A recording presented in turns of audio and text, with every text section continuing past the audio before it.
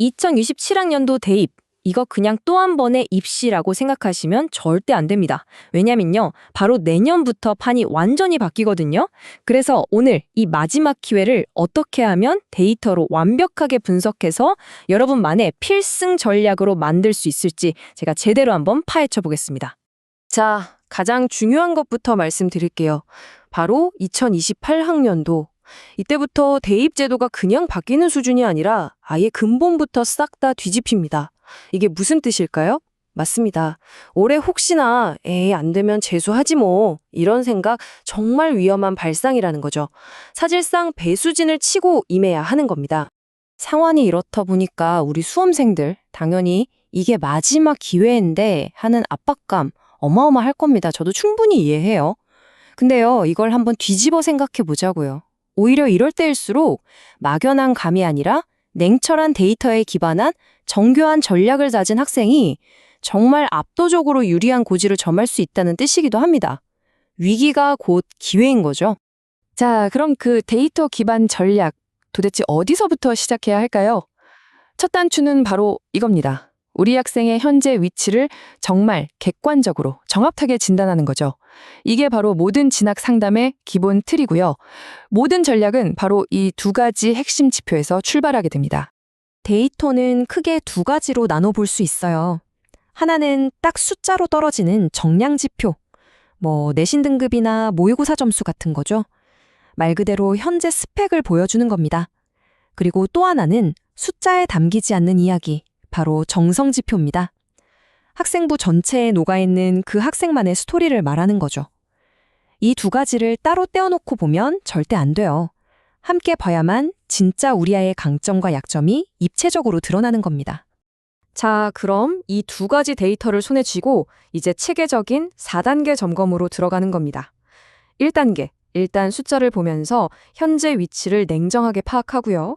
2단계, 학생부를 샅샅이 뜯어보면서 숨겨진 가능성은 없는지 분석해야죠.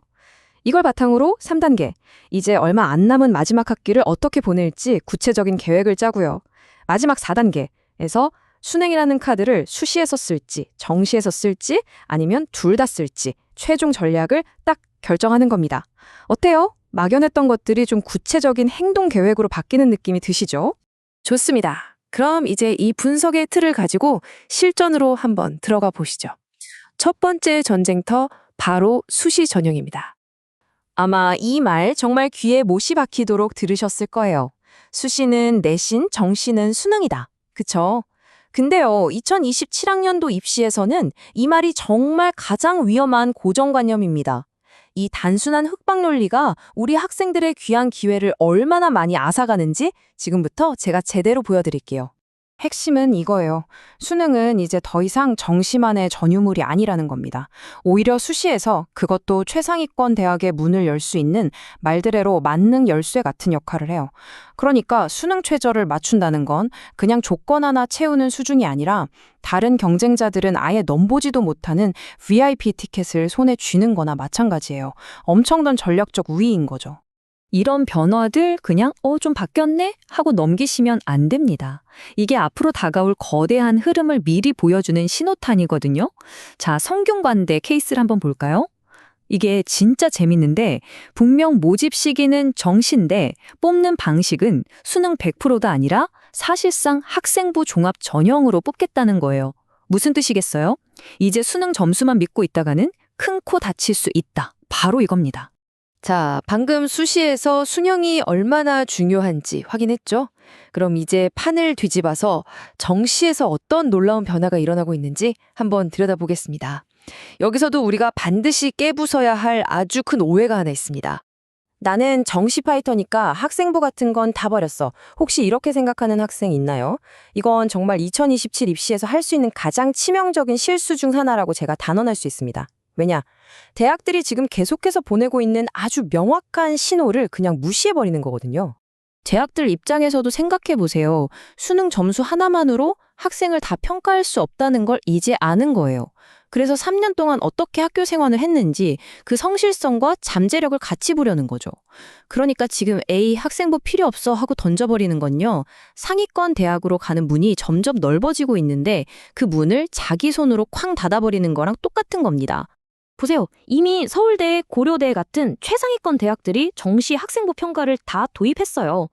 에이, 겨우 10%, 20%인데 뭐 라고 생각하실 수도 있겠지만 아니요.